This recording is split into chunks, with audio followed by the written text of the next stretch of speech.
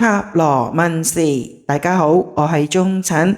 啱啱前兩日嘅星期四，塔羅問事先至講河馬而家有個打算，就想送阿坎伯去踎監，跟住呢，佢就可以去再嫁。嗱，話口未完，果然就有官非，而且仲係血光之災。嗱，琴日星期五5月30號，河馬同坎伯大打出手，打到血流披面，成地都係血，成紮口罩都係血啊！咁恐怖嘅環境，咁恐怖嘅場面，咁就唔再講啦。咁但係呢，今日我哋嘅塔羅問事就想講乜嘢呢？嗱，梗係啦，琴日我哋都仲以為坎伯用刀拮傷咗河馬，河馬大大聲話坎伯想殺佢，想殺佢。咁大家都諗住，今次梗係坎伯踎監啦。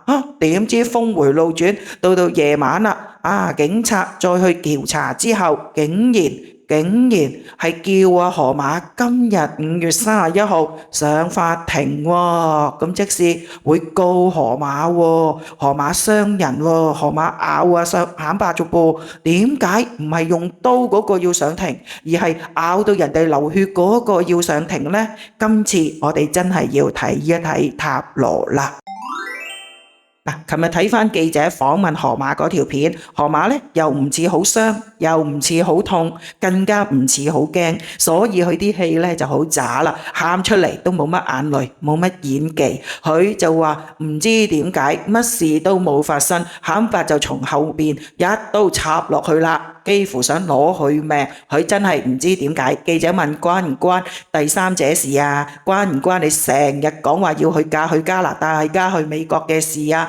河馬呢，跟住就心虛少少，唔鬼睬記者啦，唔再出聲啦。好啦，我哋聽到嘅就只有咁多，咁唯有呢就大家都推理噶咯，靠估噶咯。咁呢照計就冇理由無端白事噶。坎伯雖然似隻癲狗啫，但都係激嬲佢先發癲，冇理由無端端拿起把刀就插河馬噶嘛，而且咧仲係從後嚟插喎。而聽翻街坊講，應該佢哋就係嗌緊交，嗌到興興地嗰陣時，嗱就係興興地嗰陣時，河馬咧就已經失控啦，就走上前咬坎伯，縫坎伯。咁坎伯咧係真係出於自衛，所以咧就喺個褲袋裏邊抄把萬用刀出嚟，直插河馬嘅後腦，所以後腦受傷。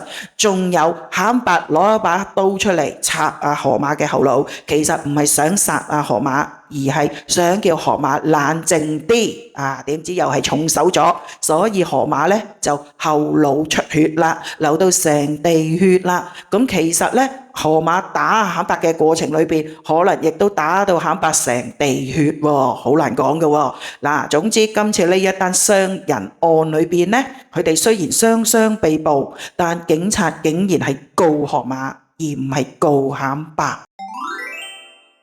今日嘅塔羅問事呢，就想問一問啦，到底河馬今次傷人案裏邊會唔會踎監呢？會唔會真係食返正個回力鏢，自作自受呢？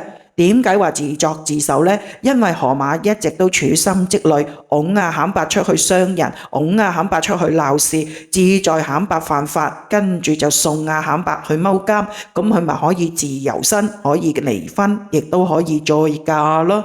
嗱，呢一個就好似我哋嘅小人之心。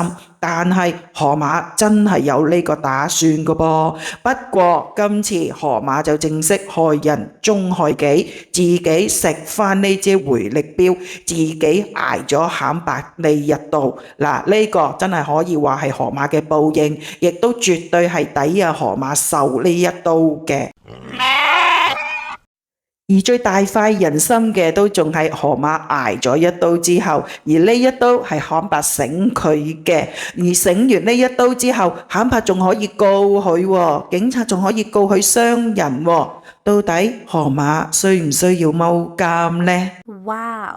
咁我哋而家問塔羅啦，到底點解會有琴日嘅傷人案、雙被捕案呢？開出嚟就係一張審判，簡單嚟講就係想送你兩個人上法庭，亦都可以講河馬同坎伯嘅報應到啦。到嚟做乜嘢啊？有咩報應啊？開出嚟嘅係死神，咁即是話佢哋呢一段關係應該嚟一個了斷啦。有冇得救？有得救叫病，冇得救叫死。而家呢張係死神，所以話佢哋兩條友嘅關係已經冇得救噶啦。哇！做乜咁震驚啊？梗係啦，開出嚟嘅係寶劍八，圖中嗰個女人就係河馬。河馬嘅處境非常不利，再回應埋嗰張死神，可能今次河馬真係打得慘白好金，慘白傷得好勁喎。嗱，跟住就係一張點樣嘅結果呢？就係正義。嗱，今次慘白同河馬齊齊受傷，但應該慘白傷得好型，所以呢，今次呢個審判亦都非常正義，非常揸正嚟做，所以河馬應該一定罪有應得，好可能會受到重判，會判好重嘅罪責同刑期。點解咁講呢？咁我哋要睇埋張結果牌咯。而呢張結果牌開出嚟嘅就係錢幣國王。咁錢幣國王代表乜嘢啊？即是話河馬呢一單案好大機緣會遇到一個講經濟效益嘅法官。咩叫經濟效益啊？快快脆，審完就一錘定音，宣布河馬入獄咯。